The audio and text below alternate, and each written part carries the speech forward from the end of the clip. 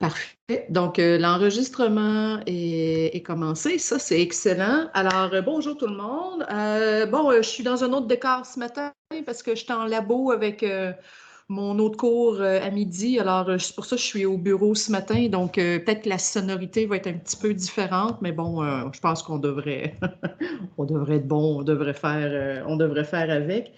Euh, Avant de commencer, j'ai des petites nouvelles. Ben, en fait, compte des petites informations. Vous savez que oubliez pas de terminer votre laboratoire et aussi donc votre laboratoire sur Moodle. Ça c'est la chose.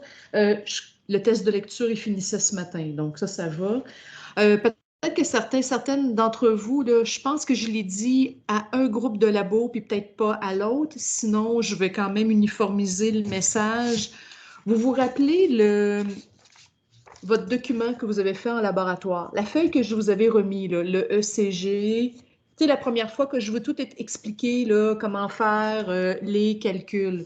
Vous avez fait votre feuille et dans le Moodle, vous avez une question, c'est qu'on vous demande de prendre en photo la feuille et de l'intégrer dans Moodle.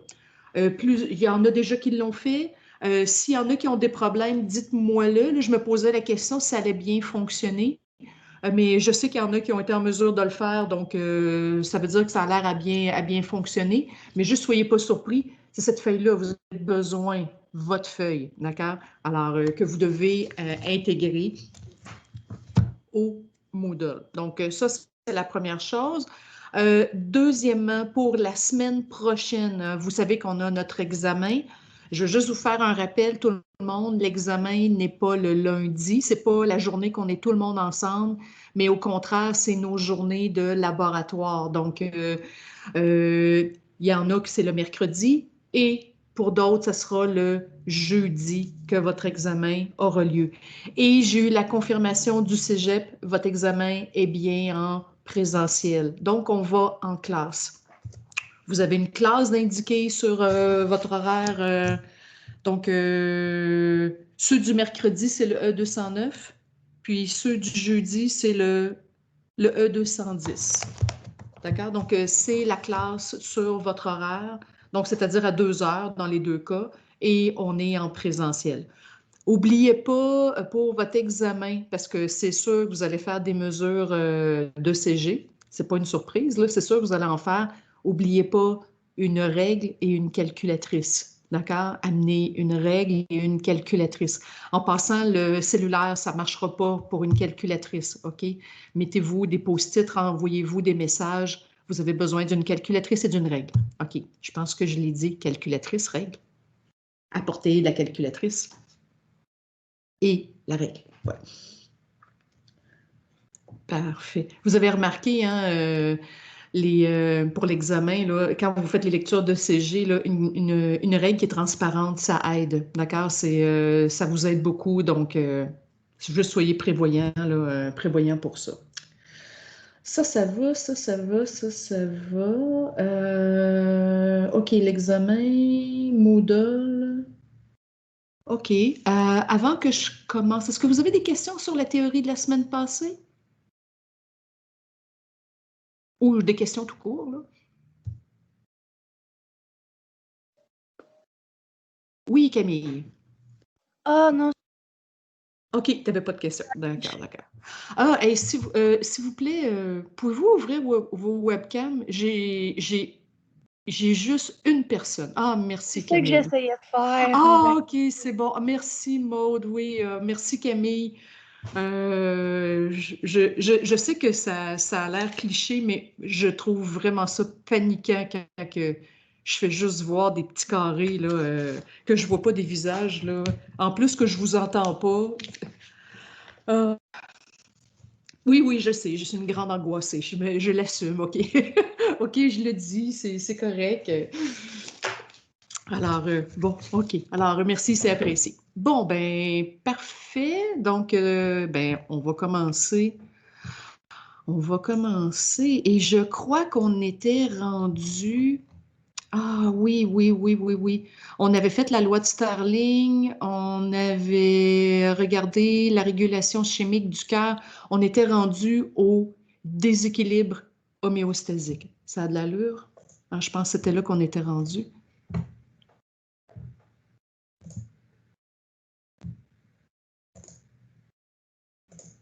OK.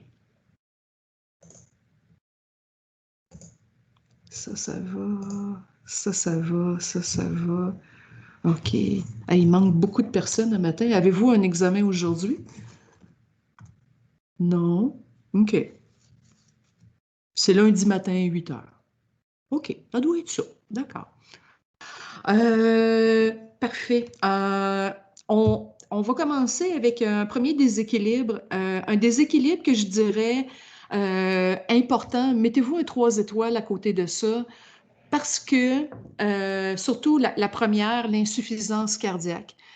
C'est tristement une pathologie cardiaque qui est très courante et c'est de comprendre qu'est-ce qui se passe chez les patients. Et alors, puis vous allez voir, quand on parle de l'insuffisance cardiaque, il y en a deux types. On va parler de l'insuffisance cardiaque gauche et ensuite on va parler de l'insuffisance cardiaque droite. Mais je veux que vous compreniez que, ultimement, quand on a un patient qui a une insuffisance d'un côté, comprenez que l'autre partie du cœur essaie de pallier, elle va être en surcharge de travail, puis à un moment donné, on va avoir une insuffisance cardiaque généralisée. D'accord? Ça va arriver aux deux côtés, mais habituellement, ça commence d'un bord, soit à gauche, soit à droite, et ce qui se passe, les réactions au niveau du corps sont différentes. Donc, c'est ce que je vais aller vous présenter. Parfait. Donc, évidemment, quand on parle d'une insuffisance cardiaque, c'est une faiblesse au niveau de l'action de pompage du cœur. Donc, le cœur est fatigué, il pompe de moins en moins bien. Souvent, de façon, je dirais, pas généralisée, mais dans la majorité des cas, c'est le côté gauche qui va être le premier atteint. Est-ce que quelqu'un qui aurait une idée pourquoi que ce serait le côté gauche qui va se fatiguer en premier? Avez-vous une idée?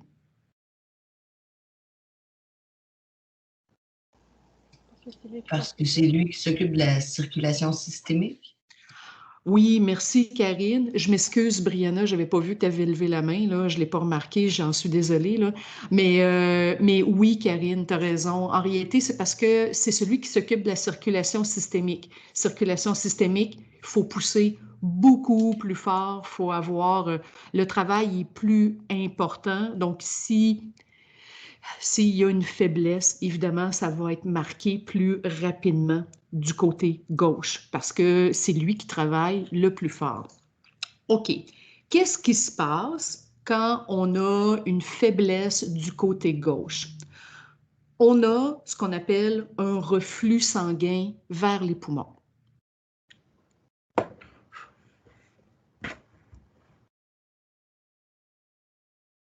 Alors, on va avoir, et là, je vais vous faire un schéma dans un instant.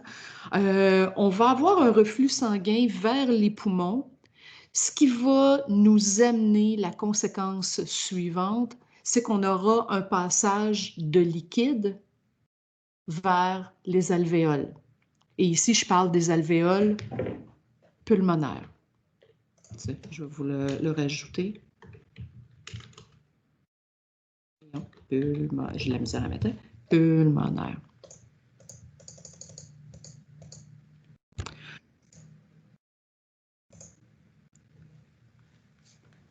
Et le fait d'avoir de l'eau ou du liquide qui migre vers les alvéoles pulmonaires, ça va nous amener ce qu'on appelle un œdème pulmonaire.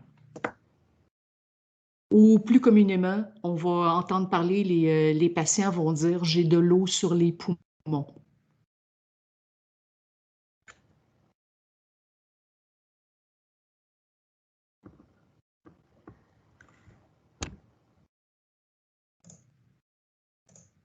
Alors, le fait d'avoir de l'eau sur les poumons, habituellement, c'est un signe d'une insuffisance cardiaque. du côté gauche. Mais là, pour expliquer ça, je ne sais pas si vous avez une feuille cartable avec vous ou un verso de feuilles blanches, parce que je vais vous faire 2 dessins. Ou peut-être, à la limite, j'essaie de voir, y aurait-il une page blanche dans les notes qui pourrait être utilisée? Peut-être le bas de la page 19, si vous n'avez pas de feuille à votre disposition, ou le bas de la page 34. Il y aurait également de l'espace, là. Si vous n'avez pas de feuilles, ce serait peut-être là, une alternative, là.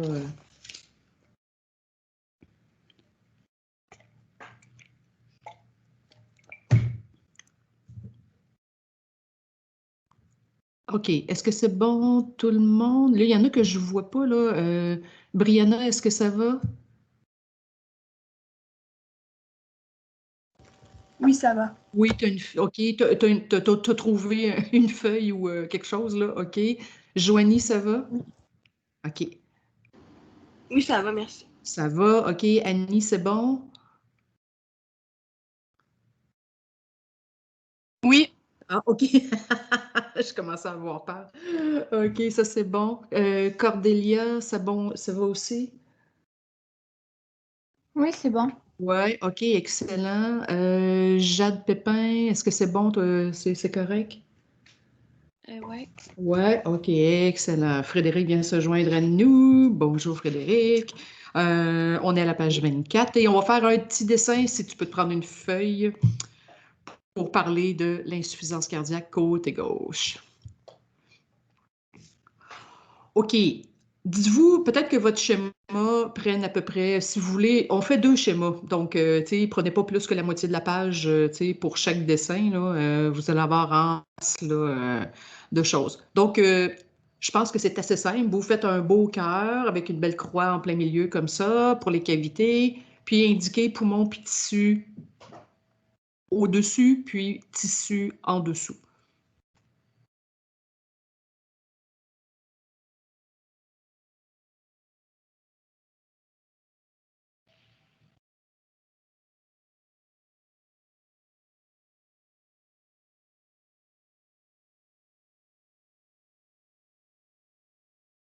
Ça va pour le dessin?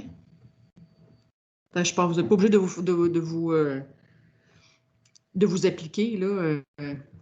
C'est juste d'avoir une idée, là, du schéma. OK. Je vais juste vous faire un rappel. Si on parle des tissus, d'accord? Alors là, moi, je l'ai mis en bleu, mais vous pouvez écrire CO2 à côté, là. Donc, c'est juste pour nous rappeler, c'est un sang désoxygéné. On arrive au niveau du cœur, dans quelle cavité? Si je te demande à Jade Roy. Quand j'arrive avec le sang CO2, j'arrive dans quelle cavité? L'oreillette droite. Oui, l'oreillette droite, parfait, d'accord. Donc, quand on est dans l'oreillette droite, là, ensuite, on va traverser la valve auriculo-ventriculaire droit. Je tombe dans le ventricule droit. Mon doux, ça va-tu, Emmanuel? Je te vois faire des grimaces. Oui, OK, c'est bon. Et, bon, là, je vais laisser Emmanuel reprendre ses couleurs. Joanie, quand j'arrive dans le ventricule droit, je vais emprunter après ça quel vaisseau sanguin quand je vais sortir du cœur?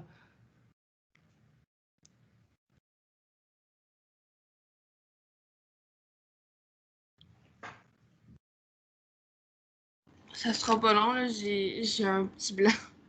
OK, tu as un petit blanc. Ben, attends une minute. Il y a quelqu'un qui a levé la main. Je vais aller voir. Sarah Maud, as-tu une idée? Sarah Maud, Jean, ton micro, il n'est pas on. Excusez, j'ai oublié l'allumer. Mais le tronc pulmonaire. Oui, on est dans le tronc pulmonaire. OK? Rappelez-vous, on est dans le tronc pulmonaire parce qu'on est avec du sang désoxygéné, donc on veut se rendre au poumon ultimement, d'accord? Pour pouvoir le faire oxygéner. OK, ça c'est bon. Je suis dans les poumons. Tiens, Joanie, je reviens à toi. Joanie, je repars des poumons, je reviens au cœur. Je reviens au cœur par quel vaisseau sanguin?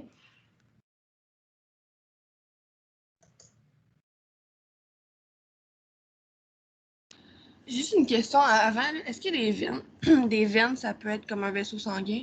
Ben oui, ah oui, veines et artères, c'est des vaisseaux sanguins. Oui, tout à fait. Oui. Ça, si je n'étais pas sûre, fallait que c'est les veines pulmonaires. Bingo, veines pulmonaires. Excellent, parfait. OK, donc on a les veines pulmonaires, veines, artères, c'est des vaisseaux sanguins. Alors, je reviens des poumons avec un sang oxygéné. Vous pouvez écrire O2 à côté, là, d'accord?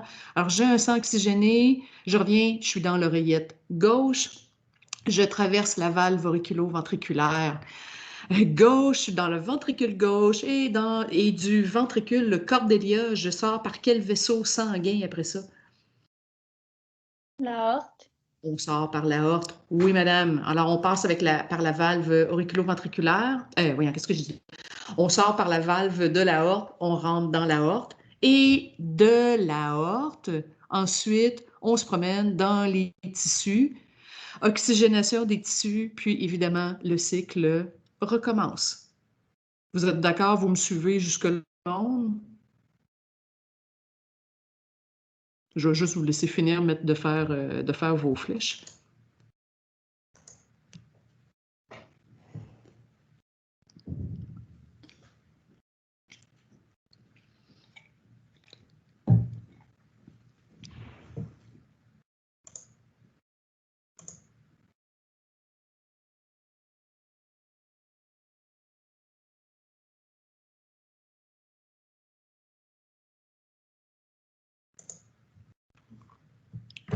OK. Donc là, vous avez fait les flèches. OK, en fait, compte, ça c'est un résumé de ce qu'on a fait au niveau là, de la théorie de la circulation sanguine. Là, par contre, quand on est en insuffisance cardiaque gauche, ça veut dire que, évidemment, le muscle côté gauche. Et là, je m'excuse, hein, je suis au bureau parce que là, je n'ai pas accès à ma petite caméra que j'aime bien travailler avec. Alors là, je vais devoir dessiner à la souris dans le PowerPoint. OK? Alors, ça va donner ce que ça donne un matin, là. Alors, ça veut dire qu'on a le ventricule, évidemment, il ne travaille pas bien. Il est en faiblesse. Qu'est-ce qui va se passer? Le sang s'accumule dans le ventricule parce qu'il n'est pas évacué complètement. Mais là, comprenez, il y a toujours du sang qui revient dans les poumons. Le ventricule a de la misère, il est plus faible, donc il ne pousse pas complètement. Donc, le sang s'accumule, reflue dans les oreillettes. Et c'est quoi qui va se passer? Ça va même refluer dans les veines pulmonaires. Alors là, c'est ça qu'on dit, il y a un reflux, il y a un reflux sanguin. Le sang va carrément, comme il n'est pas évacué, le sang remonte jusqu'au poumon.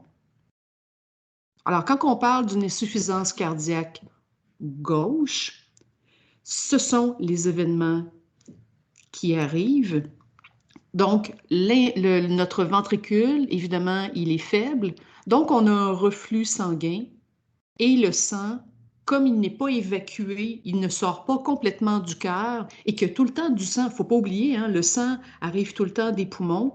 Alors, il y a on appelle ça une congestion sanguine. Donc, on va avoir un reflux de sang. Donc, il va y avoir une congestion jusque dans les poumons. Je vais aller vous montrer c'est quoi qui se passe dans les poumons parce qu'en réalité, c'est là que ça blesse. Est-ce que ça va? Je peux poursuivre? Oui, on me fait signe de tête que oui. Ça va. OK. Annie, ça va? Oui. Oui, OK. Brianna, c'est bon? Oui. Oui, OK. Excellent. OK. Sarah Maud, c'est bon aussi? Oui, c'est bon. Excellent. OK, parfait. Deuxième dessin. Là, ce que je vous montre, alors là, on est dans les poumons. Alors là, c'est très simpliste, là. Ce que vous voyez ici, là, c'est pas une Irlène là, de chimie, là. C'est un bel alvéole, OK? Alors, j'ai une petite bronchiole ici. Et là, on voit, c'est une belle bulle qui contient de l'air. C'est notre alvéole. Puis autour de l'alvéole, je vais avoir un vaisseau sanguin et j'aurai normalement des échanges gazeux. Si je viens remettre mon stylet. Donc, les échanges gazeux, là, on est dans les poumons. C'est que l'oxygène rentre et le CO2 va sortir.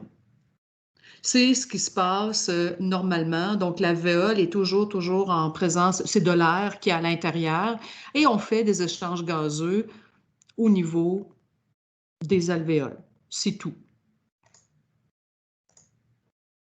Ça, vous voyez, là, c'est écrit en dessous, circulation sanguine normale. Vous allez pouvoir refaire le même dessin en dessous, parce que ça, c'est pas très gros, là, ce que vous venez de faire. Hein. Il y a pas, parce qu'on va pas, je ne veux pas m'éterniser. J'ai pas plus de choses que ça à vous dire. Mais par contre, si je pars de ça, et que là, vous refaites le même dessin. Là, vous voyez, cette fois-ci, là, j'ai plus mes barbeaux. C'est parce que là, je vais vous montrer insuffisance cardiaque gauche.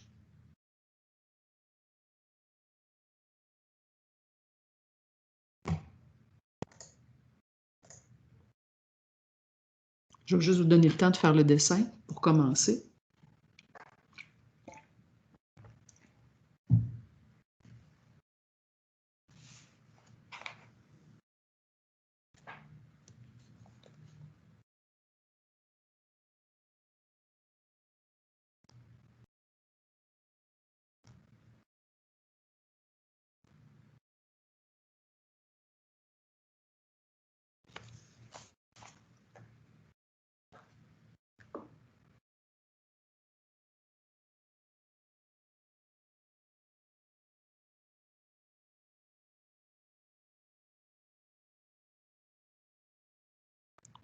C'est bon pour votre dessin?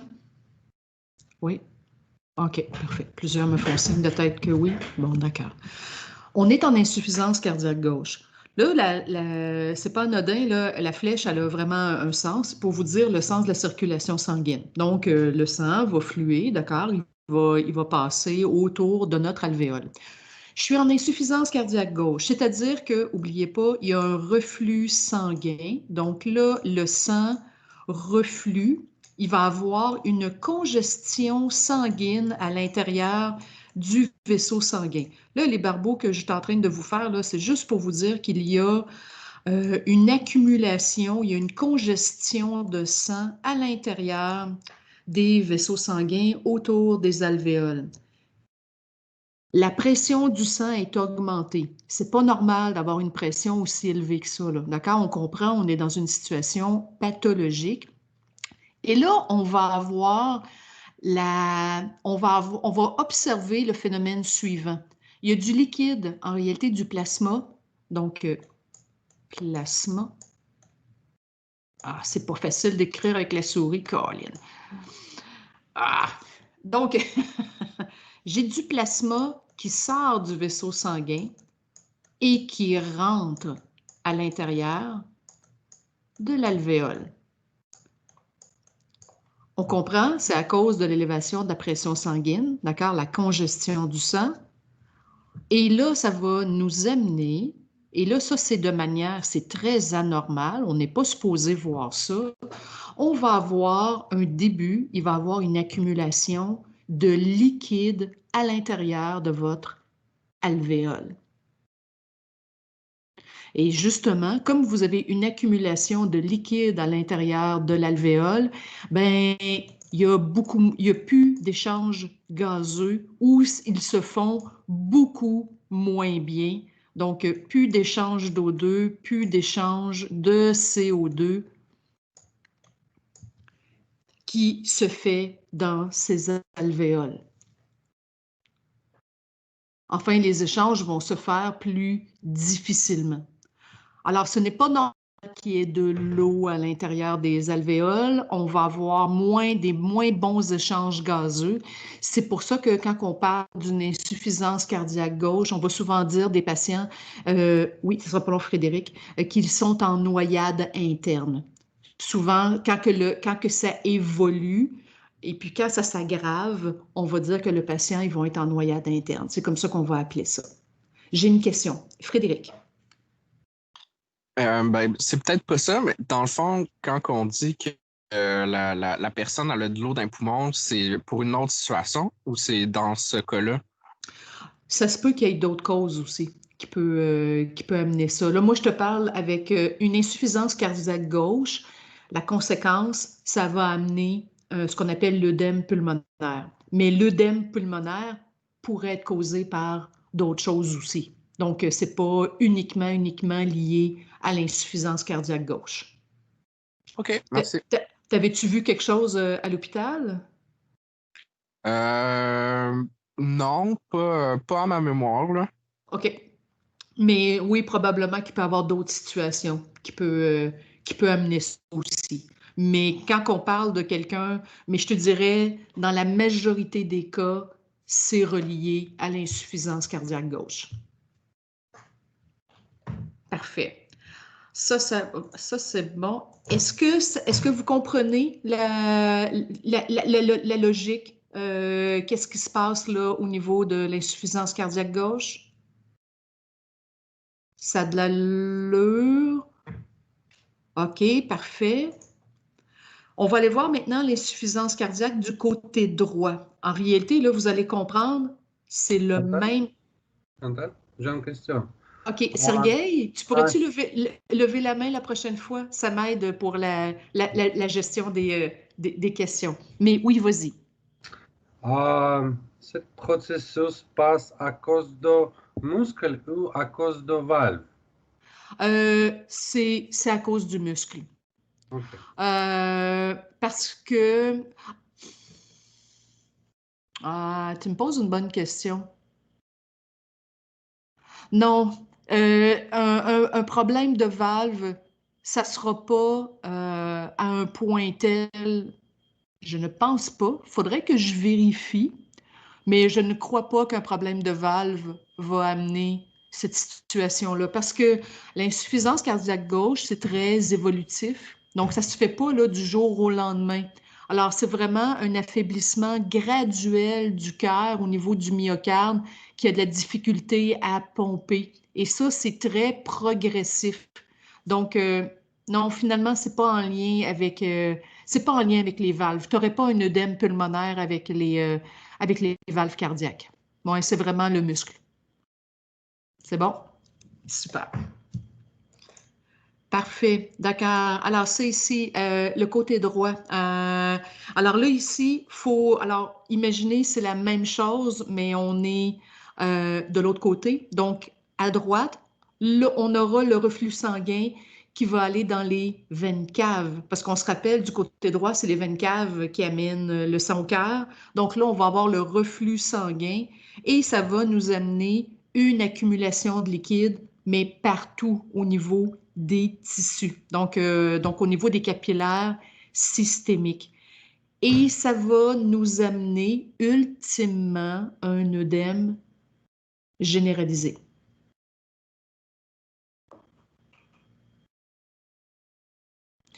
À l'hôpital, ce que vous allez voir souvent, ça va être les patients qui vont avoir les jambes enflées. C'est souvent les jambes qu'on va voir qui vont être... parce que dès que les gens vont s'asseoir, c'est là qu'on va le remarquer plus souvent. Alors, si la personne est alitée, elle pourra avoir un œdème généralisé, là, ultimement dans le processus de l'insuffisance cardiaque droite. Et je vous rappelle que quand il y a l'insuffisance d'un côté, dans les mois qui vont suivre, bien souvent, l'autre côté va s'affaiblir et on aura une insuffisance cardiaque généralisée, donc des deux côtés. C'est sûr que ça va arriver à ça aussi. OK. Après ça, on vous parle des causes. Est-ce que ça va, l'insuffisance côté droit? Là, je n'ai pas fait de dessin pour expliquer parce que je me suis dit que vous allez comprendre. C'est le même processus que j'ai expliqué au niveau du poumon, mais vous l'appliquez au niveau systémique. Oui, non. Oui, ça a de l'allure. OK, merci, merci. Les causes de l'insuffisance cardiaque droite. Excusez, insuffisance cardiaque. OK, insuffisance cardiaque en général. Qu'est-ce qui va amener ça? En réalité, ici, qu'est-ce qui amène la faiblesse au cœur? Pourquoi que le cœur s'affaiblit? Tout d'abord, on a ce qu'on appelle l'athérosclérose au niveau des artères coronaires. Alors, l'athérosclérose, on va avoir dépôt de gras à l'intérieur des vaisseaux sanguins qui vont finir par s'obstruer. Donc, obstruction des vaisseaux sanguins par dépôt de gras, donc qu'on appelle des athéromes. Et comme ça va venir obstruer, boucher des vaisseaux sanguins, le cœur va manquer d'oxygène. Donc, le cœur va être hypoxique. Donc, on dit un cœur hypoxique. Donc, les contractions deviennent moins efficaces.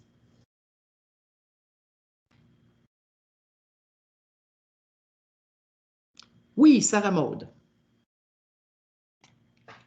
Ça veut dire quoi, hypoxique? Manquer d'oxygène. OK, merci.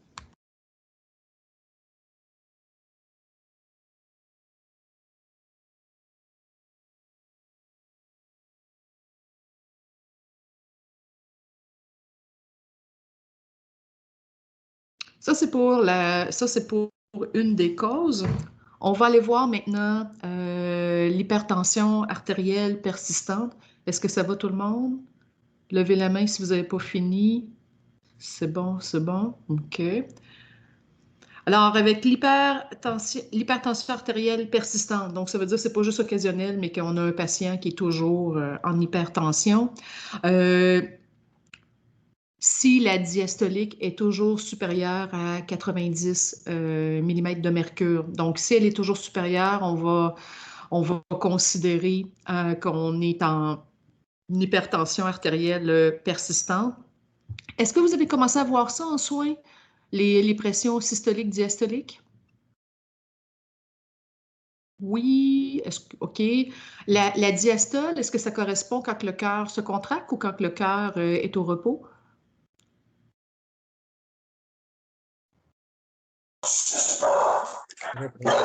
Dans la deuxième phase, excusez-moi, cher.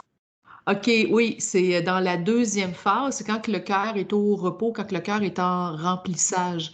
Alors, ça veut dire que le sang circule dans vos vaisseaux sanguins sans la poussée du cœur. OK, c'est juste la circulation du sang. Alors, si la diastole, donc votre deuxième chiffre, s'il est plus haut que 90 mm de mercure, on est là, ah, ça c'est moins bon. Ça implique il doit forcer davantage. Il y a comme une résistance au passage du sang dans les vaisseaux sanguins. Donc, ça, c'est pour l'hypertension artérielle persistante.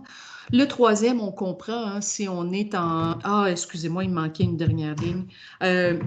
C'est comme le myocarde force continuellement. Le cœur il va s'hypertrophier. Hypertrophier veut dire que le muscle grossit. Donc, on a une hypertrophie et par la suite, le cœur s'affaiblit.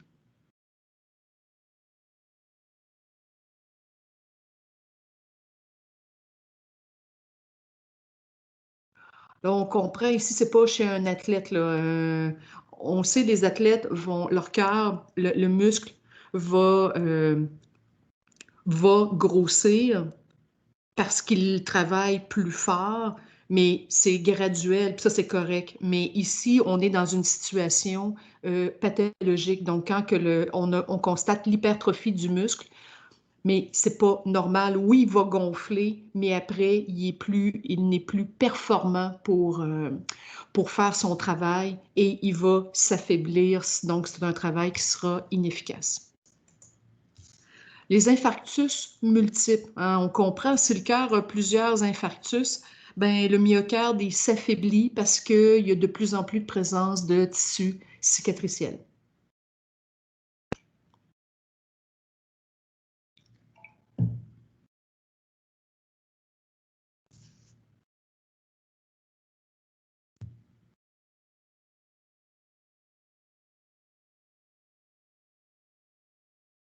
Et dernière cause que je veux vous présenter, la quatrième, alors c'est ce qu'on appelle la myocardie.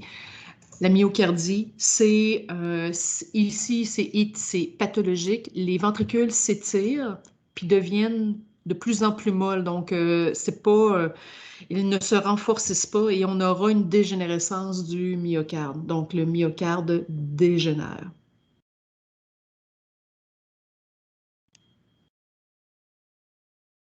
Alors, comme le myocarde dégénère, ben, on comprend, on s'en va, on évolue vers l'insuffisance cardiaque.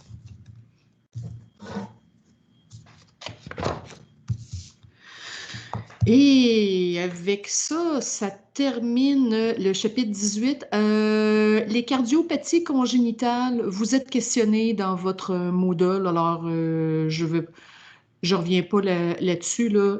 Vous aviez comme une série là, de descriptifs dans le Moodle et ça faisait partie avec des cardiopathies ben justement congénitales, des troubles de naissance que vous trouviez dans votre Marieb, que vous pouvez voir à ça. Donc, je laisse l'évaluation dans le Moodle à ce sujet-là. Bon, ça c'est parfait, ça c'est parfait. Est-ce que ça va pour l'insuffisance cardiaque? C'est cool? Excellent, on a fini le chapitre 18 et je vais aller chercher l'autre PowerPoint. Alors, on commence le chapitre 19. Excellent, excellent. Oui, mais avant que je poursuive, Camille, tu as une question? Est-ce qu'il y aura un chapitre 19 dans l'examen? Ce qu'on fait aujourd'hui fait partie de l'examen. OK. Donc, l'insuffisance cardiaque, puis ce qu'on va commencer, oui, ça fait partie de l'examen aussi. OK, parfait. Là, ce qu'on fait, évidemment, c'est un peu la suite logique parce que là, on a vu le sang, le cœur, et là, on va aller parler des vaisseaux sanguins, comment ils sont faits, de quoi ils sont constitués, puis on parlera là, de certaines pathologies liées avec ça. Donc, structure des parois des vaisseaux sanguins. Alors, pour commencer, un vaisseau sanguin a 3 couches de tissu. La première, on l'appelle la tunique interne ou l'intima. Donc, la tunique interne. Alors, finalement, on parle d'un épithélium. Mais comme on est à l'intérieur d'un vaisseau sanguin, on va l'appeler un endothélium qui correspond à un épithélium simple au niveau de la lumière du vaisseau.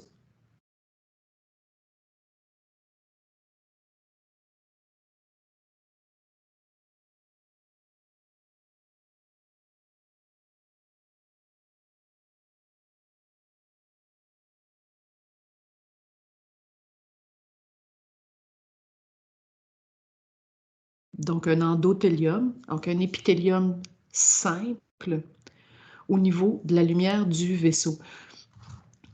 Vous vous rappelez dans votre cours corps humain à la dernière session, ben, je sais, là, il y avait la pandémie, là, mais je pense que c'est avant la pandémie. J'ai l'impression que Fabienne ou François ont dû vous l'expliquer, là. Il y a 2 types d'épithélium, un épithélium simple puis un épithélium qu'on appelle stratifié.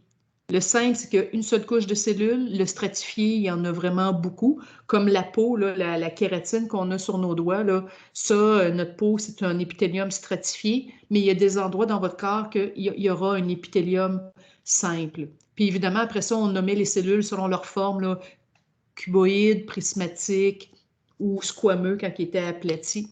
Donc, dans les vaisseaux sanguins, on parle d'un épithélium simple, donc une seule couche. La lumière du vaisseau. Est-ce que vous savez qu'est-ce que ça veut dire quand on dit la lumière du vaisseau?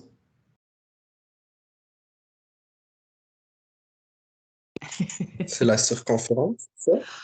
Ouais, ben en réalité, c'est si je prendrais, mettons, un vaisseau sanguin là, que j'ai coupé, puis que je viens mettre une flashlight, OK, je viens mettre une lampe de poche, on verrait la lumière. En réalité, c'est le trou. C'est juste ça. C'est où est-ce qu'on verrait la lumière dans le vaisseau sanguin? C'est l'intérieur. OK? Quand on dit la lumière du vaisseau sanguin, c'est une façon de dire c'est l'intérieur du vaisseau sanguin. Si vous enlevez le sang, c'est ça la lumière du vaisseau. Donc, c'est la partie interne. La deuxième couche. La deuxième couche, on parle de la tunique moyenne. Alors, c'est pas très original, là. Donc, on parle de tunique moyenne ou la média. En réalité, c'est un endroit où est-ce que c'est très musculaire, donc présence de muscles lisses.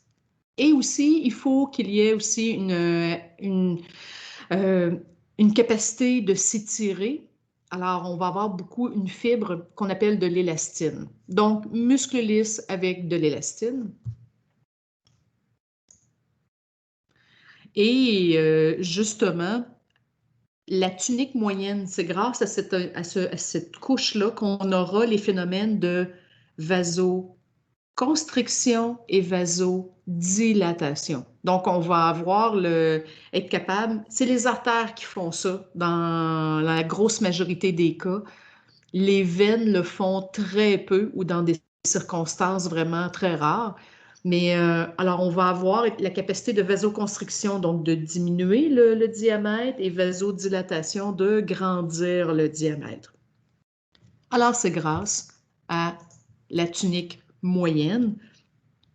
Et on va constater, on va le voir sur un schéma dans un instant, la tunique moyenne plus importante au niveau des artères que chez les veines.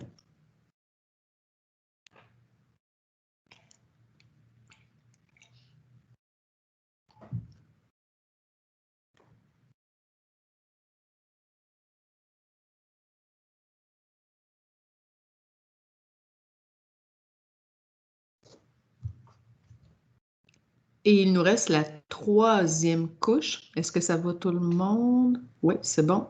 OK, parfait. La troisième couche maintenant, c'est la tunique externe, qu'on appelle aussi l'externa ou l'adventice. Alors, la couche externe, voyons, je recommence. La tunique externe va contenir des fibres collagènes. Donc, c'est pour c'est une protection, donc pour renforcer les vaisseaux sanguins. Et dans les gros vaisseaux, et je m'excuse, la ligne est vraiment... vous auriez dû avoir une ligne toute droite, là. Et puis là, vous avez comme 3 petites lignes. Alors, dans les gros vaisseaux, on a la présence de ce qu'on appelle un vasa vasorum. Alors, la présence d'un vasa vasorum, et ça va nourrir la paroi externe du vaisseau.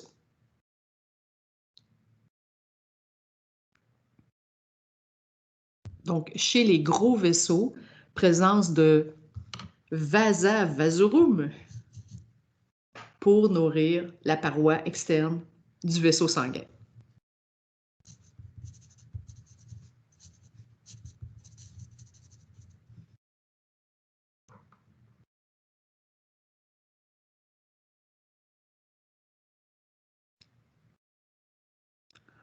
Je vais aller vous montrer une image. La figure 19.1 de votre volume. Et vous voyez la coupe des 2 vaisseaux sanguins. Donc, ça, c'est une artère. L'autre, on a une veine. Et je veux vous faire remarquer. Donc, j'ai la tunique interne. Ça, c'est pareil dans les deux. OK? Donc, c'est une simple couche d'un épithélium. La tunique moyenne, c'est la partie qui est musculeuse. Et je veux vous faire voir beaucoup plus épaisse la tunique moyenne que si je compare avec la veine ici. Donc, remarquez la veine beaucoup plus mince, beaucoup plus importante, plus épaisse au niveau de l'artère. Et on a la tunique externe qui est identique dans les deux cas. Le vasa vasorum, là, quand on parle de gros vaisseaux sanguins, les veines caves, l'aorte, le tronc pulmonaire, c'est tellement des gros vaisseaux qu'ils ont besoin d'une circulation supplémentaire pour nourrir la paroi du vaisseau sanguin. C'est ça le vasorum. D'accord? Donc, c'est pas présent dans tous les vaisseaux sanguins, mais uniquement dans de la grosse quincaillerie, on va voir ça. Et après, bien évidemment, on a les artères ici, on a la veine, et on aura les petits vaisseaux sanguins qu'on va aller voir dans un instant, les capillaires. Donc, on va jaser de ça. Et souvent, ce qu'on voit, c'est que, vous voyez la photo en haut, les veines, comme elles ont moins de tunique, voyons, la tunique moyenne, ça va être des vaisseaux souvent plus lâches. Donc, ça ici, ce qu'on voit, c'est une veine et ça, c'est l'artère. Puis on voit que l'épaisseur du muscle beaucoup plus important, tandis qu'au niveau de la veine, beaucoup plus mince. C'est souvent ce qu'on va constater là, au niveau de ces vaisseaux-là. Excellent, ça va. OK, excellent. Alors, on va commencer, on va aller voir, on va parler des artères, puis après ça, on va aller voir les veines, d'accord? Alors, on va aller voir les catégories. Donc, on divise les artères en 3 réseaux, on va les séparer en 3. Donc, on va avoir ce qu'on appelle les artères élastiques, qu'on appelle aussi les artères conductrices. Mais élastiques, je trouve, c'est très... on sait qu'est-ce qu'ils font, les élastiques. Hein? Ça veut dire qu'ils s'étirent. Alors, pensez à ce moment-là, c'est les grosses quincailleries. Donc, les grosses artères. Alors, les grosses artères, là, pensez à aorte, on pourrait avoir le tronc pulmonaire. Les carotides, les subclavières font partie également de la catégorie des artères élastiques.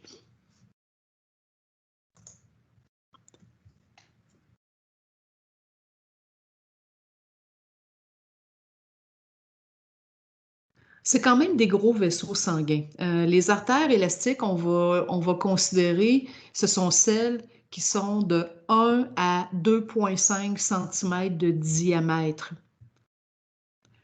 Vous regarderez sur votre règle, 2,5 cm de diamètre.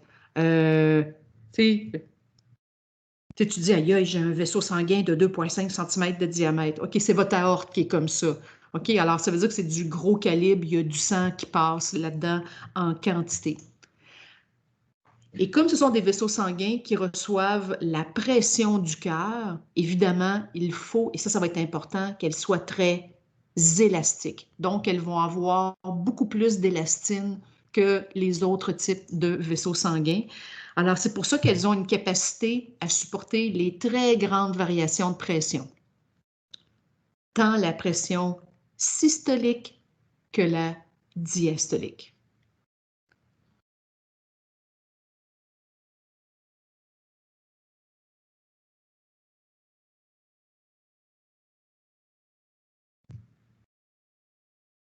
Donc, capacité à supporter les grandes variations de pression systolique et diastolique.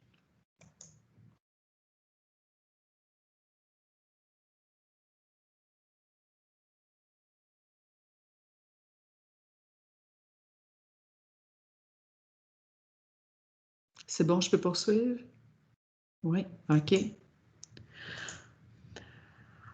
Quand on parle des artères élastiques, sont peu actifs dans la vasoconstriction, d'accord? Donc, ils font très peu de vasoconstriction parce que leur travail, c'est de s'adapter à la pression sanguine grâce à leur élasticité.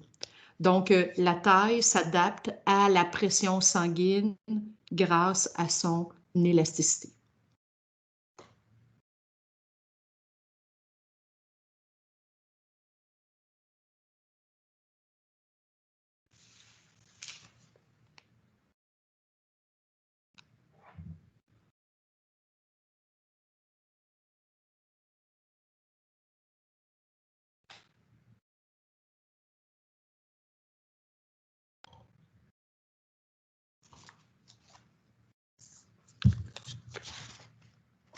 OK. Ça, c'est pour les artères élastiques. Alors, écoutez, je viens de voir l'heure, il est 8h50. On va se permettre une pause. Regarde, prenez un 12 minutes là, de vous prendre une collation et à 9h02, je reprends tout ça. Donc, bonne pause tout le monde. OK. Alors, on va reprendre.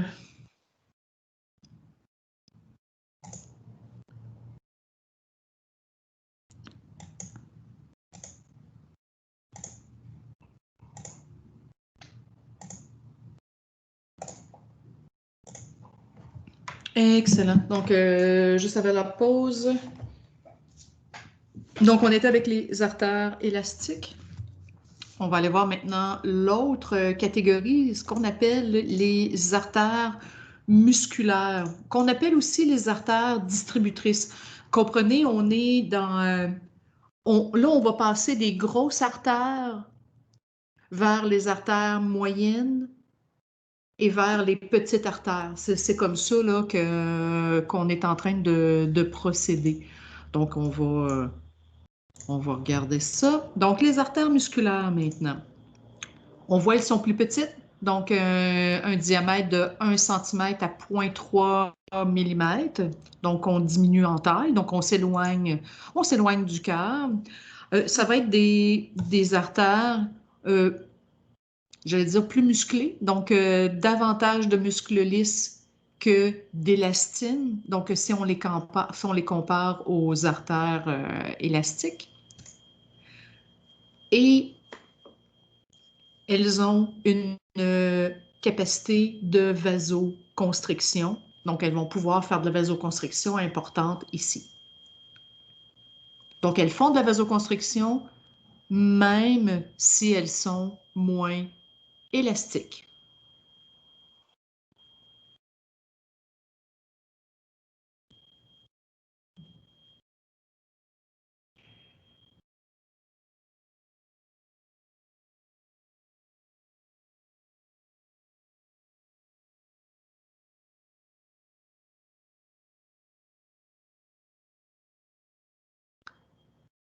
C'est bon, je peux poursuivre? Oui, ça va. Ça, c'est pour les artères musculaires. On va aller voir la dernière catégorie d'artères. On diminue toujours en taille. Alors là, on est rendu avec les artérioles. Alors, artérioles, on est vraiment avec un plus petit diamètre. On est à un diamètre de 0,3 mm à 10 micromètres. Donc ici, on est vraiment, vraiment plus petit.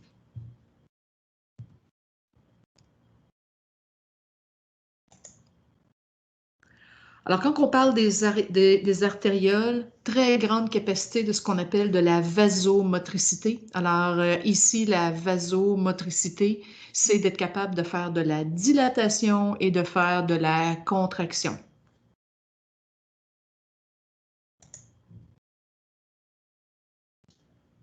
Donc, on a encore ici, on a une bonne quantité, donc présence de muscles lisses, comme les artères musculaires.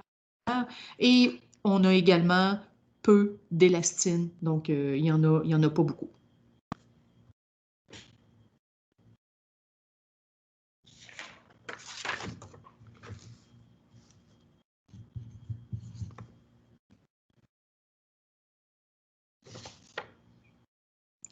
Si on va aller voir maintenant la distinction entre athérosclérose et artériosclérose. Ça va être dans votre cahier orange.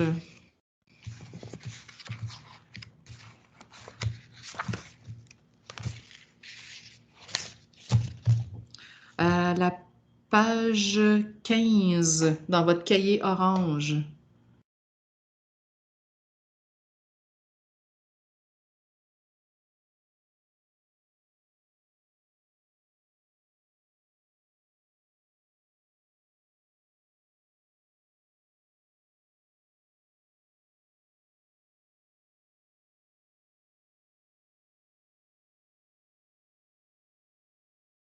C'est bon, tout le monde, vous êtes à la page 15. Quand on parle au niveau des vaisseaux sanguins, quand on parle des vaisseaux sanguins, évidemment, ben, ça ressemble un peu comme un tuyau de cuisine. C'est pour ça que je vous mets cette image-là. C'est-à-dire que nos vaisseaux sanguins peuvent, à la longue, s'obstruer. Il y a des personnes qui peuvent avoir une génétique qui peut faire que ça s'obstrue plus facilement. Certains, c'est l'alimentation, d'accord? Donc, il peut arriver plein de choses, mais les artères peuvent se boucher. Alors, on va commencer avec l'athérosclérose. Donc, c'est pas sur le premier, mais sur le deuxième mot là, dans vos notes. Là, regardez, c'est une irritation de l'endothélium. Et là, la boîte bleue, vous allez aller dans le point 7. Quelles sont les 4 causes qui peuvent faire une lésion au niveau de l'endothélium? Donc, ça va être infection virale, infection bactérienne, hypertension, coup physique. Je pensais que j'avais... Je ne l'ai pas avec moi. Mettez-vous une note validée avec le Marieb. Donc, le point 7, là, quelles sont les 4 causes qui peuvent faire une lésion au niveau de l'endothélium, voyons, excusez-moi. Infection virale, infection bactérienne, hypertension ou encore coup physique. Mais je vais juste me mettre une note, moi aussi. Donc, valider au niveau du Marieb. On ne va pas tout remplir la page, il y a des choses que vous allez devoir compléter quand même. D'accord?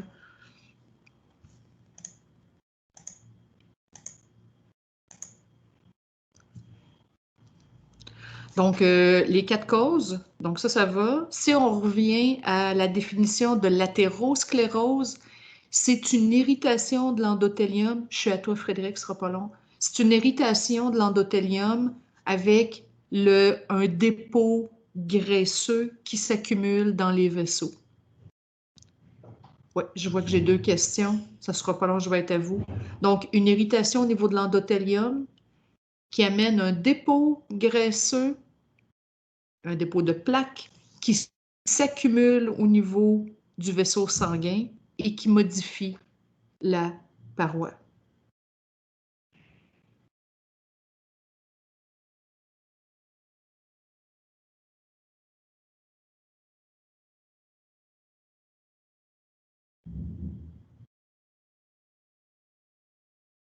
Donc, une irritation de l'endothélium qui amène un dépôt graisseux qui s'accumule au niveau du vaisseau et qui va modifier la paroi.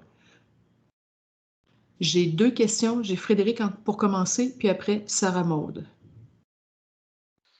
Quand on parle de coup physique, on parle de quoi en tant que tel? Écoute, ça pourrait être un accident, ça pourrait être, tu sais, exemple, un impact, tu sais, un impact sportif. Tu sais, quelqu'un...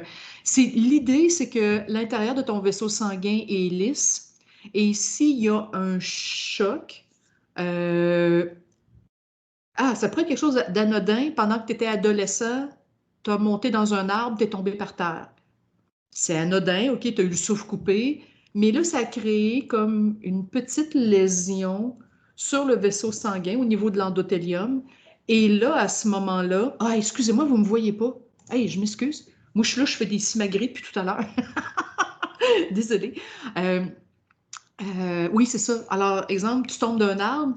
Alors là, il y a une création de lésion et elle va guérir en partie, mais ça va comme laisser une brèche dans le vaisseau sanguin ça va tranquillement pas vite parce que de l'athérosclérose, ça se fait pas en 7 jours, c'est sur des années d'évolution.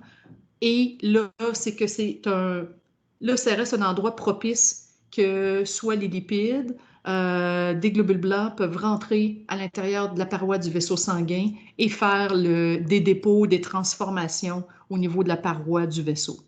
Donc, c'est vraiment un coup physique, ce n'est pas nécessairement quelqu'un qui agresse un autre. Ben oui, ça pourrait amener un choc, là, mais ça pourrait être un accident, ça peut être quelqu'un, toi, tu es tombé, ça peut être un impact, quelqu'un qui joue au football, qui reçoit des coups à répétition comme au hockey. Donc, ça peut être toutes sortes, tu sais, quelqu'un a tombé dans a tombé dans un escalier de 4 marches, ça a été un impact suffisamment que ça a créé une brèche au niveau du vaisseau sanguin.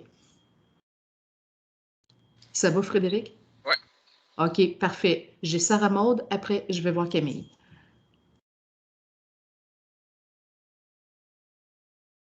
Attends, Sarah Maud, je t'entends pas. OK, Bon, c'est bon. J'avais pesé, mais ça n'a pas fonctionné. Bon, OK. Dans le fond, là, les 4 points, c'est ce qu'on écrit de 1 à 4 au numéro 7. C'est ça? C'est ça. OK, parfait. OK, c'est pas plus compliqué que ça. Ah, j'aime ça, des questions de même. Camille. Ça veut dire que l'artérosclérose, là, on en fait pas mal toutes. Parce que des coups, on a tous déjà reçu des coups. Exactement. Effectivement. Et puis, il ne faut pas oublier c'est qu'il y en a qui vont faire de l'athérosclérose plus jeune, il y en a qui vont en faire beaucoup, beaucoup plus tard. Mais tu as raison, on en fait toutes. Et par contre, il peut y avoir des prédispositions qui peuvent faire que... C'est parce que, oublie pas ce qu'on vient de voir, l'athérosclérose, c'est une cause d'insuffisance cardiaque. Donc, l'athérosclérose, la modification des vaisseaux sanguins, ça peut arriver soit plus tôt, mettons que si tu es un fumeur, tu fumes, tu n'as pas une bonne alimentation, ça va amplifier, ça va accélérer le phénomène d'athérosclérose. Par contre, si tu es quelqu'un qui a une bonne alimentation, tu es actif, ça va se faire, mais par contre, ça va arriver beaucoup plus tard dans ton processus de vie. Mais tu as raison, on va tout en faire. Ouais. Et je crois Karine, si je ne me trompe pas. Non? Non, ça va, mais c'est juste que quand tu as répondu les 4 picots du numéro 7, moi, j'avais mis ce qui était dans la boîte bleue, pas dans les... C'est en plein ça, c'est ça. C'est que, OK, c'est bon. tu sais, la page 15, le numéro 7, tu as 1, 2, 3, 4. Puis là, le 1, 2, 3, 4, c'était ce qui était dans la boîte bleue. Alors, tu as écrit infection virale. Bon, si tu as fait ça, c'est bon. Excellent. OK, Frédéric. Puis les dépôts graisseux, est-ce qu'ils peuvent partir d'eux-mêmes en fonction des changements? Une fois qu'il y a des dépôts qui se ramassent là, ils vont rester là? Bonne question. C'est parce qu'en principe, le vaisseau sanguin... Oui, après ça, je vais aller voir Brianna après. Le vaisseau sanguin, en principe, est supposé être lisse. Donc, il n'y a jamais de dépôts graisseux qui vont là. Alors, quand il y a une brèche, lorsque tu as des dépôts graisseux, et là, c'est un... Là, je vous dis de façon très vulgarisée là, qu'il y a des dépôts graisseux, mais en réalité, il va y avoir des globules blancs qui vont aller à l'intérieur de ça, des globules blancs qui essayent de dégrader les lipides qui ne sont pas capables, qui s'accumulent là, et il va y avoir et c'est comme un cercle vicieux qui s'enclenche. Moi, j'ai l'impression que en réalité, quand ça commence, tu peux pas, il n'est pas réversible. Par contre, on peut diminuer la vitesse de son évolution, en étant actif, en ayant une bonne alimentation, en ne fumant pas, parce que la fumée de cigarette va amplifier, va accélérer ce processus-là au courant des années. Donc, je pense que comme ton mode de vie, ton mode alimentaire, qui va faire que ce phénomène-là se fera à une vitesse plus ou moins rapide. Mais en réalité, c'est ça, c'est de limiter. Mais c'est une bonne question. Je ne pense pas que c'est réversible. Je ne pense pas. Mais on peut juste limiter la progression de l'évolution de l'athérosclérose. Parce que tu peux avoir même des athlètes qui peuvent en faire. Alors, des fois, il y a une prédisposition génétique ou ça va juste évoluer plus lentement. Je pense que c'est plus ça. Merci. C'est bon, parfait. Brianna. Ouais, j'étais un petit peu perdue. Là. Dans le fond, à la page 15, on écrivait aux 4 points l'origine. On écrivait, mettons, irritation, après ce point 2, dépôt graisseux. Attends une minute. Là, l'origine, tu écris ça au point 7. OK, à 1, 2, 3, 4. En plein ça. Donc, tu mets infection virale, infection bactérienne, hypertension, puis coût physique. OK? Ça, c'est les 4 que tu mets au point 7. Puis là, l'irritation de l'enthélium qui amène les dépôts graisseux qui s'accumulent dans le vaisseau puis que ça change la paroi, ça, tu mets ça dans les 2 lignes là, ou en dessous de l'athérosclérose. OK, où est-ce que la... OK, c'est bon. C'est bon, merci. Super, OK, excellent. Tout le monde, on se retrouve? OK. Ça, c'est pour la... Est-ce que ça va tout le monde pour l'athérosclérose? Je sais que vous allez le revoir en soins. Là, moi, c'est vraiment une introduction, mais vous allez revoir ce phénomène-là. Ne vous inquiétez pas. Là, on va aller voir l'artériosclérose. Là, je veux juste m'assurer c'est quoi je vous ai mis. Là. Oh, OK, parfait. Donc ça, on va juste écrire dans les 2 lignes en dessous de artériosclérose. Donc la première ligne, le premier mot en haut.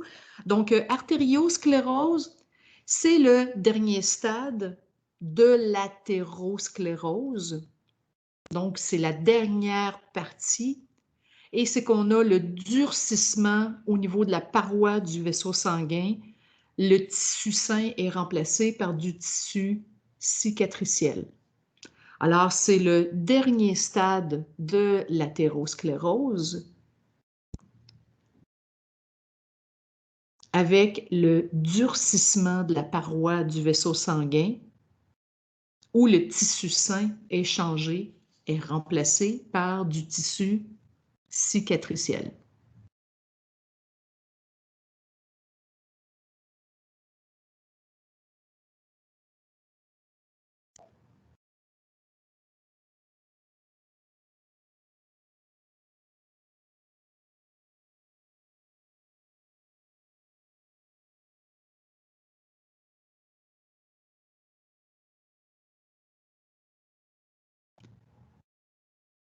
Mais là, on comprend que si le tissu sain est converti, est remplacé par du tissu cicatriciel, rappelez-vous, là, un tissu cicatriciel, ça fait juste boucher un trou. Ça n'a pas d'autre fonction que ça. Ça ne se contracte pas, c'est pas élastique, ça ne fait pas de conduction, ça fait rien. Donc, ça fait juste boucher un trou, on remplace un tissu. Donc, c'est-à-dire qu'un tissu cicatriciel, c'est pas élastique, c'est rigide. Donc, quand on parle de l'artériosclérose, c'est vraiment le durcissement des vaisseaux sanguins. C'est ça qui va se passer.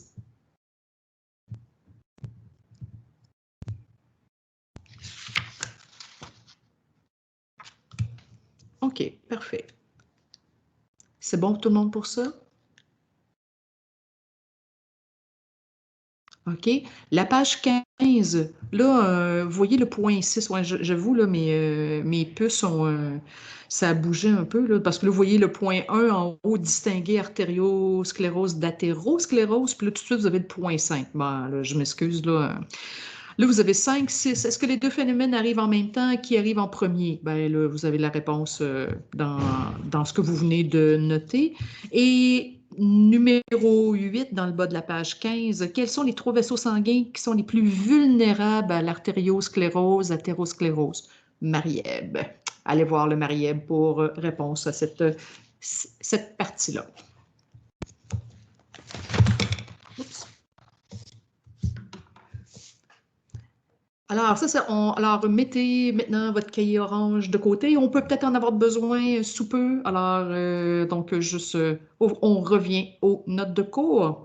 Donc, on va aller voir les capillaires maintenant. Donc, quand on parle des capillaires, c'est les petits vaisseaux sanguins entre les artérioles et les veines qu'on va revenir dans un instant. C'est tout petit. Ça a une tunique interne seulement. Donc, si ça a une tunique interne, c'est que c'est un endothélium simple, donc un épithélium simple d'une seule couche, donc une seule couche de cellules d'épaisseur. C'est tout petit. Donc, on dit que les capillaires mesurent environ 1 mm de longueur, mais vous avez des capillaires partout. Très petit diamètre de 5 à 10 micromètres de diamètre, ce qui nous amène, la conséquence de cette petite taille-là, c'est que les globules rouges passent à la queue leu-leu. Donc, ils sont à la file pour passer à l'intérieur des capillaires.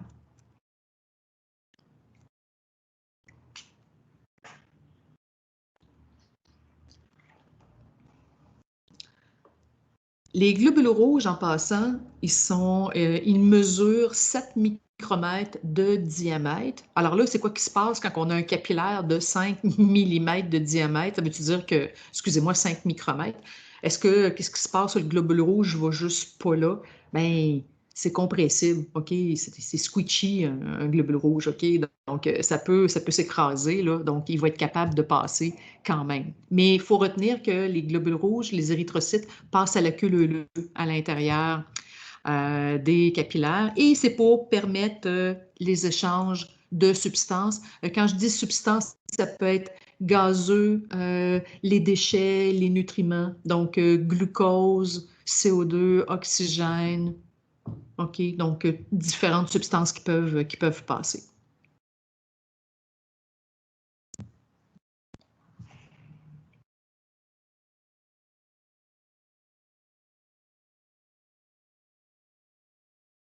On va aller voir maintenant, on va regarder ça un petit peu les capillaires, là. Qu'est-ce que c'est? Est-ce que c'est bon tout le monde? Oui.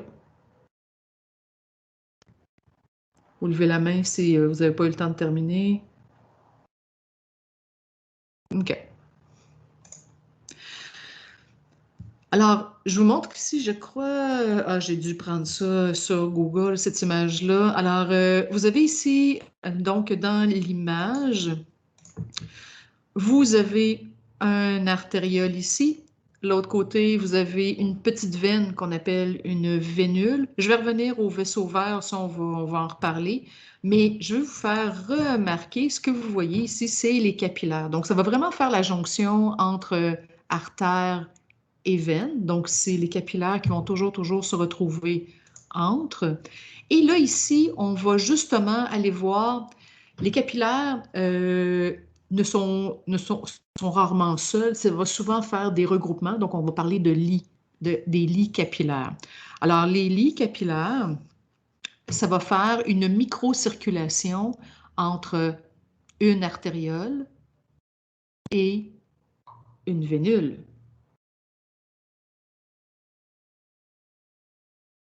Donc, on va avoir une microcirculation entre une artériole et une vénule.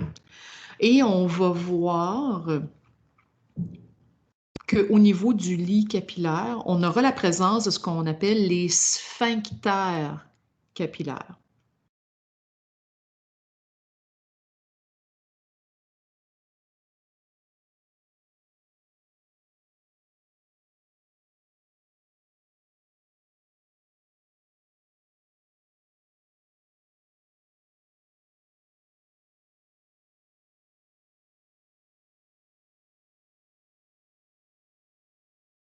OK, un sphincter. Donc, présence de sphincter précapillaire. Donc, précapillaire, sur le dessin, ça c'est la figure 19.4 dans votre Marième, c'est qu'on est à l'entrée du lit capillaire et non à la fin. Ça ici, ce qu'on appelle les sphincters précapillaires. Premièrement, sphincter. Est-ce qu'il y en a qui ont une idée, c'est quoi un sphincter?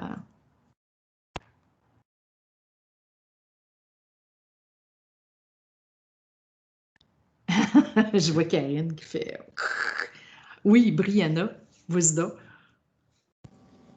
C'est-tu comme des petits trucs qui bouchent? Des petits trucs qui bouchent? Ben, écoute, t'es pas loin de la vérité. Un sphincter, ouais, ben, c'est un petit muscle, d'accord? C'est carrément un petit muscle qui ferme puis qui rouvre, évidemment, dans une entrée. Et des sphincters, là, je vous parle au niveau des capillaires, mais il y en a plein de sphincters dans notre corps, là. Il y en a un que vous connaissez très bien, là, sphincter urinaire, tu sais, quand vous allez à la toilette, tu sais, quand vous vous retenez, là, ben, c'est un sphincter que vous dites tiens-toi fermé, c'est pas le bon temps, non, on se lâche pas tout de suite. C'est un sphincter. Il y a des sphincters volontaires, il y a des sphincters involontaires que vous ne contrôlez pas.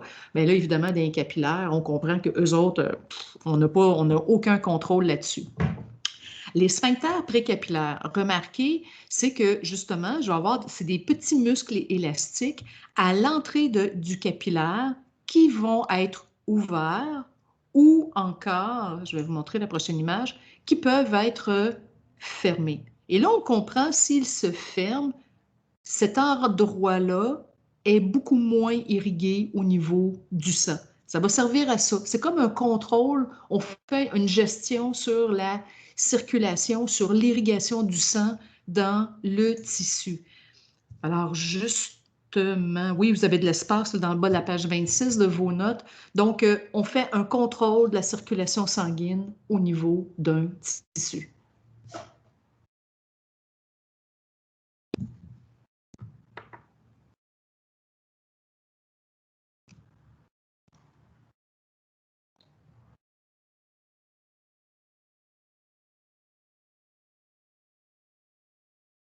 Je pense que j'avais mis... ouais, c'est ça.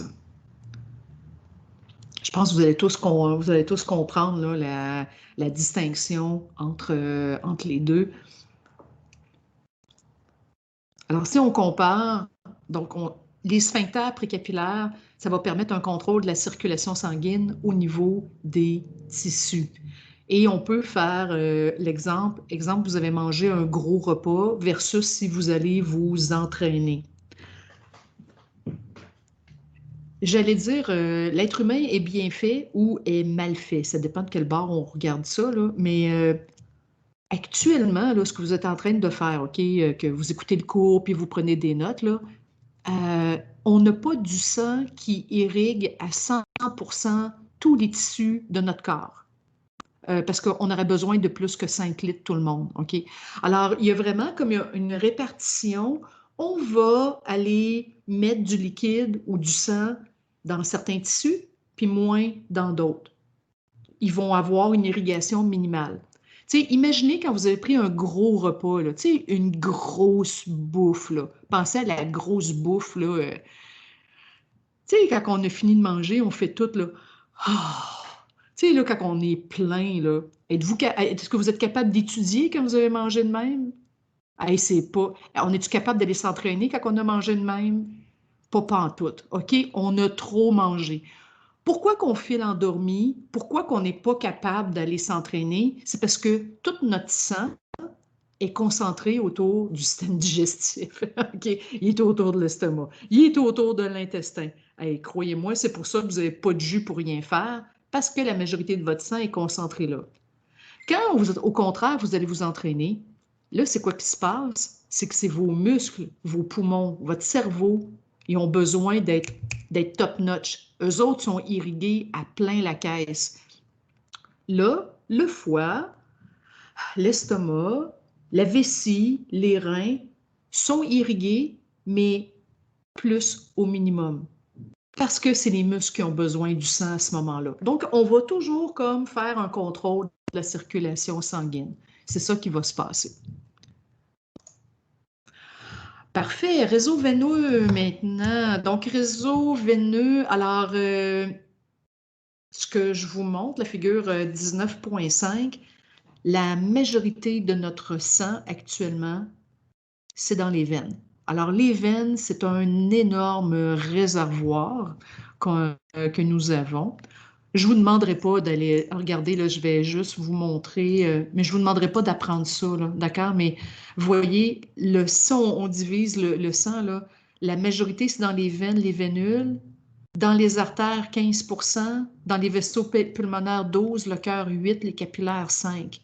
Alors, les veines, c'est vraiment notre réservoir sanguin, mais je vais juste vous le montrer à titre indicatif, ne retenez pas ça. Alors, au niveau veineux, on divise en deux catégories.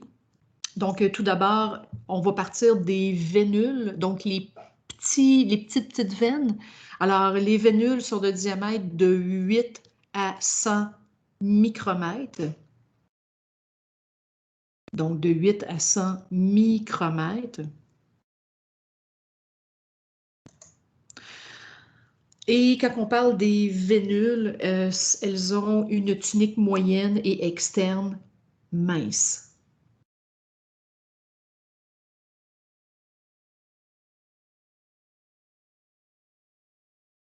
Donc, tunique moyenne et externe mince. On se rappelle, hein, la tunique moyenne, ça, c'était la tunique qui était très musculeuse, donc beaucoup plus épaisse au niveau des artères. Les veines, maintenant, donc évidemment, veines, bon, la paroi des tuniques est plus mince que les artères. La lumière est plus grande, par contre. Donc, c'est pour ça qu'on avait vu, je vous avais montré une photo, les veines souvent plus larges, hein, donc une plus grande lumière au niveau des veines. Et on a quelque chose d'intéressant. Vous pouvez vous mettre une étoile à côté de ça. Ça, c'est quelque chose que les veines ont, que les artères n'ont pas. C'est des valvules veineuses. Alors, des valvules veineuses, c'est des mini-valves à sens unique qu'on va voir au niveau des membres principalement. Il y en a beaucoup, beaucoup au niveau des jambes et il y en aura également au niveau des bras. Mais particulièrement les jambes, ils vont être présents en grande quantité. Alors, c'est pour ça, même si vous êtes assis actuellement, le sang est capable de refluer, donc ou plutôt le sang est capable de monter jusqu'à votre cœur, même si on est dans la gravité, là, que votre sang est plus bas, il est capable de monter quand même. Mettons que je vais aller vous montrer ça. Est-ce que ça va tout le monde pour ça ici? C'est bon? OK. Oui, merci beaucoup. Merci. Ah, je voulais vous montrer un dessin. Je pensais que... Un instant, j'y arrive-tu, mon dessin? OK, ça a l'air que j'ai pas le dessin. OK.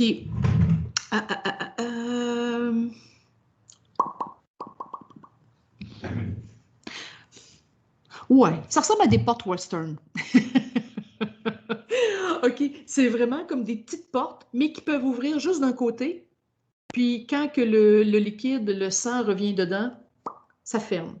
Alors, c'est vraiment ça, les veines, voyons, les valvules veineuses. Donc, ça permet au sang de monter, mais le sang ne peut pas redescendre. Alors ça, évidemment, vous avez ça dans les veines, mais les artères, on n'a pas besoin de ces petites valves-là. Pourquoi? Parce que les artères peuvent faire de la vasoconstriction. Alors, comme ils font de la vasoconstriction, ben là, ça va aider le sang à circuler d'une manière ou d'une autre. Bon, là c'est les... Attends une minute, attends. Répète-moi ça, Frédéric. Ou un autre exemple, tu sais, le plastique dans les gobelets de verre pour bébé, là.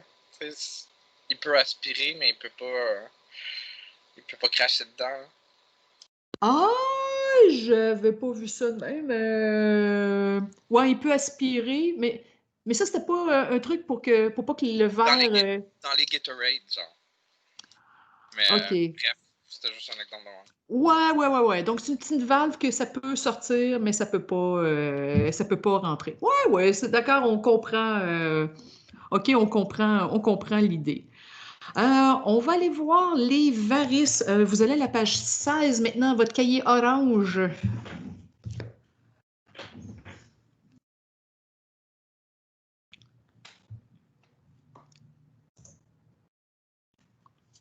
Les varices. Ah, ça, c'est donc quelque chose que dans la jante féminine, c'est pas facile, les varices. Est-ce que c'est juste les madames âgées qui ont des varices? Non, ça peut être à tout âge, OK? Et est-ce que c'est juste les filles qui ont des varices? Non. Ah non, c'est... tout être vivant va avoir des varices, OK? Alors, varices, qu'on appelle aussi les veines variqueuses, c'est la même terminologie, là. Qu'est-ce que c'est? C'est une dilatation de veines dû à une insuffisance des valvules.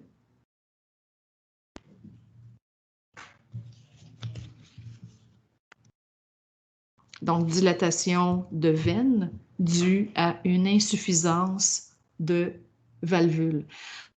Alors, on va avoir des veines, à cause que les valvules ne font plus leur travail, le sang va s'accumuler et les veines vont dilater.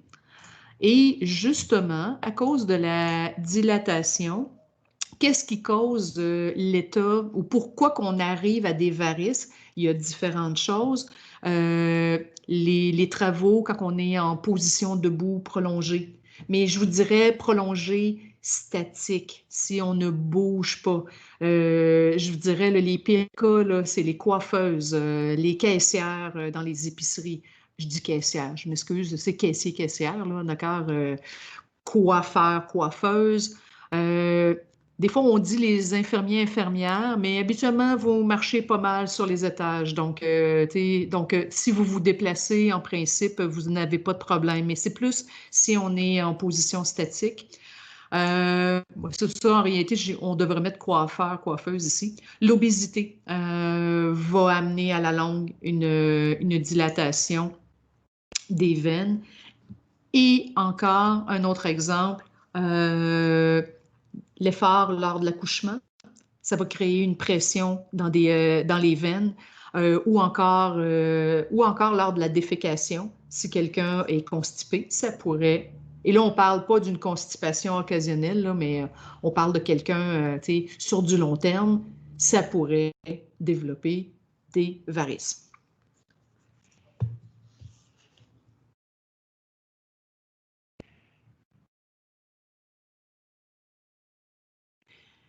Vous avez une dernière question. Est-ce que les varices et les hémorroïdes sont au même endroit? Je vous laisserai fouiller ça dans votre Marie-Ève. OK? Donc, cette question-là, je vous la laisse à vous à la fouiller.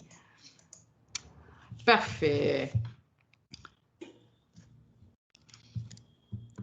OK, on revient aux notes de cours, mais avant, j'ai une question, Frédéric. Le sang, il reste toujours bloqué au niveau des valvules ou il finit par passer à un moment donné? Il va finir par passer, mais c'est juste c'est qu'au lieu d'avoir un retour sanguin efficace, il y a des valvules qui ne sont pas efficaces et dans cette région-là, il y a comme une accumulation de liquide. Et c'est ce qui fait que là, à un moment donné, là, c'est vrai que les valvules ne peuvent plus travailler parce que la veine, qui était comme ça, finit par se dilater. Et elle se dilate et ça va même être apparent là, à la surface de la peau, là, quand c'est des veines plus superficielles. Alors, mais le sang finit par remonter pareil, mais ça va créer une dilatation au niveau de la veine.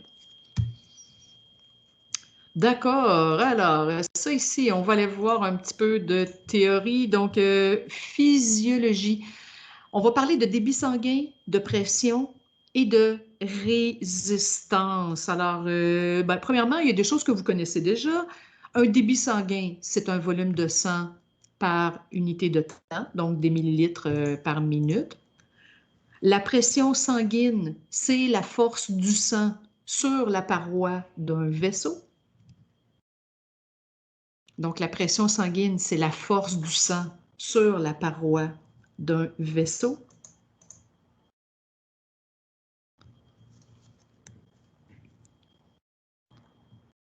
Le volume sanguin. Habituellement, votre volume sanguin, j'espère qu'il ne change pas. OK? Donc, habituellement, c'est pas mal constant. On comprend là, si on a bu beaucoup de liquide ou qu'on va... qu'on a bu beaucoup d'alcool et puis qu'on a été pas mal à la toilette. OK, oui, ça va fluctuer un petit peu. Mais de façon générale, votre volume est à peu près constant. Quand ça change, mettons dans des cas pathologiques, là, ça, on parle d'une autre game, d'accord? Par exemple, quelqu'un qui a une hémorragie, un accident ou une perte de sang au bloc. Alors là, on a d'autres choses qui se passent. Parfait. Je vais venir parler de la résistance. Ici, la résistance, c'est la force qui s'oppose à l'écoulement du sang.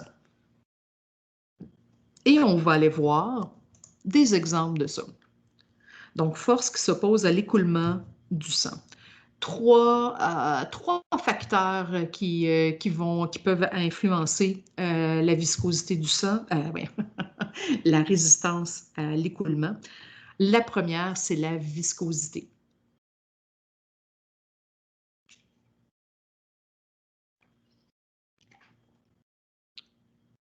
On en a parlé dans le chapitre 17, quand on a parlé du sang. Alors, plus le sang est épais, on va dire que sa viscosité est augmentée.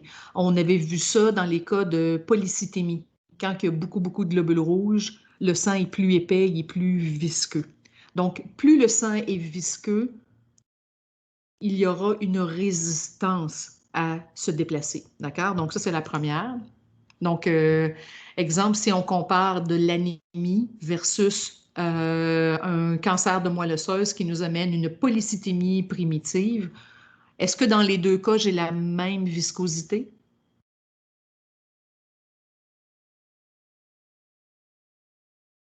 Je vois Jade qui me fait signe de tête que non. Effectivement, tu as raison. Il n'y a pas la même viscosité. Donc, dans la polycythémie primitive, le sang est beaucoup plus visqueux, tandis que dans l'anémie, vu qu'il manque des globules rouges, le sang est beaucoup moins visqueux. Donc, on a vraiment une différence dans les deux cas.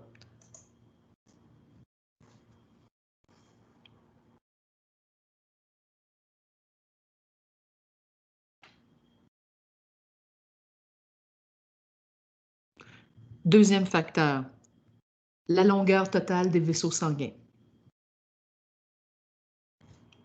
Quand je vous parle de la longueur totale des vaisseaux sanguins, c'est que là, vous avez de l'espace en dessous du point 2, c'est qu'à chaque fois qu'on augmente la quantité de tissu, et là, c'est pour ça que je veux vous venir à faire réaliser, chez un obèse, il y aura une énorme résistance. Parce que pour chaque kilo de tissu, on aura des kilomètres en capillaires qui vont s'ajouter.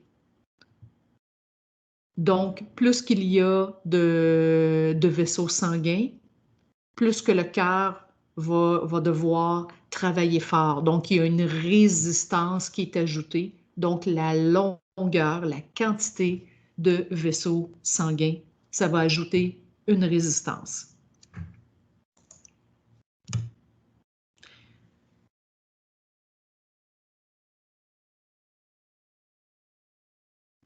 Troisième et dernier point, le diamètre des vaisseaux sanguins.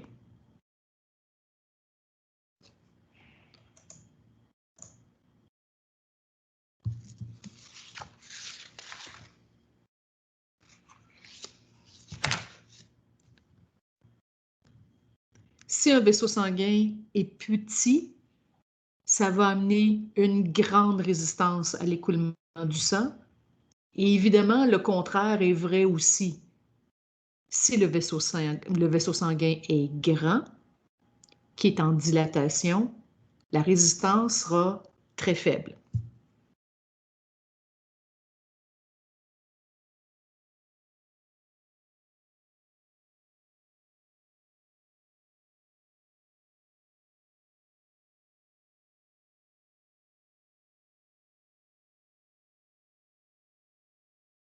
OK. Pour comprendre ça, tout le monde. OK.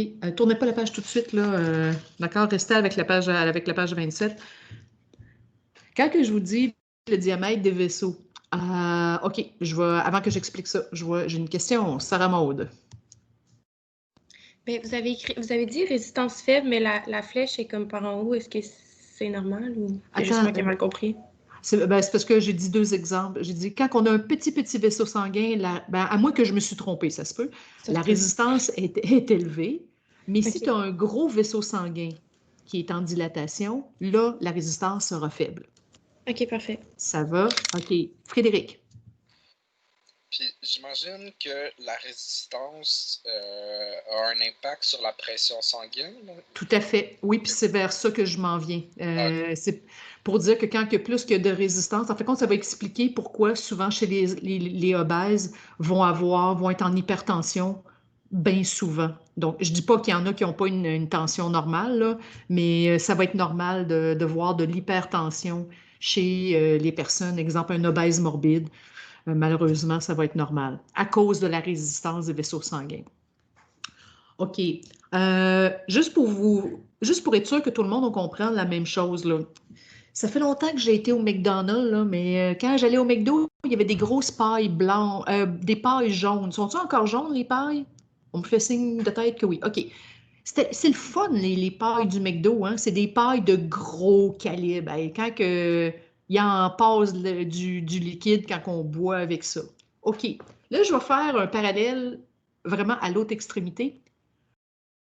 Au Tim Hortons, là, tu sais, les petites pailles pour brasser le café. Avez-vous déjà essayé de boire avec ça? Ha ha! Je vois que moi aussi. C'est-tu facile d'aspirer avec la paille du... Ah, OK. Non, hein? Ben justement, la petite paille de Tim Hortons, petit calibre, grosse résistance. OK? Il faut aspirer solide pour être capable d'avoir du liquide. La paille de McDo, gros calibre, faible résistance. Prenez cet exemple-là et appliquez ça au niveau du cœur. Quand les vaisseaux sanguins sont tout petits, pour des millions de raisons, mettons que les vaisseaux sanguins sont en partie bouchés par de l'athérosclérose, il y a de la vasoconstriction. OK? Là, ça veut dire qu'il faut que le cœur travaille plus fort, tandis que quand les vaisseaux sanguins sont en dilatation, c'est plus facile au cœur de pousser le sang. Vous me suivez jusque-là? OK, parfait. Je vois l'heure qui avance. OK, parfait. OK, je vais arrêter cela. Juste pour vous dire, cette semaine, le prochain cours sera en présentiel, on sera en classe.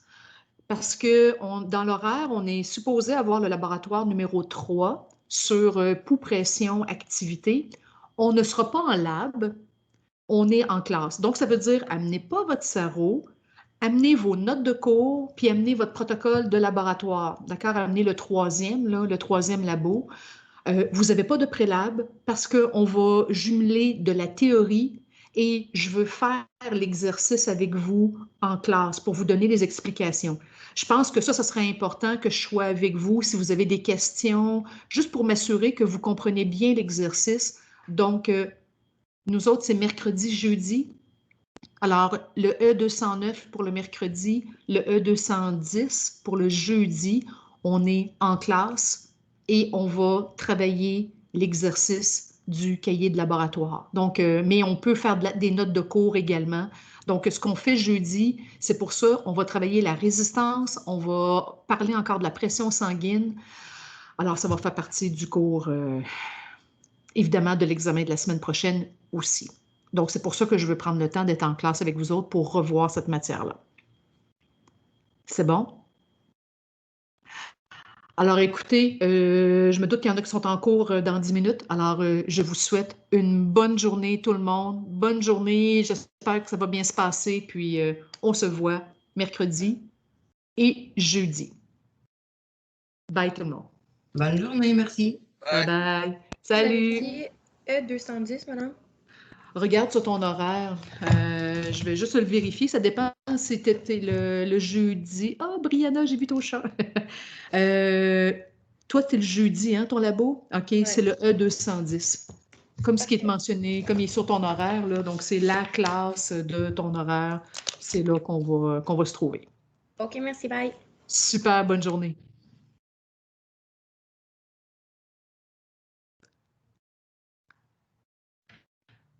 Est-ce que les autres, vous avez des questions?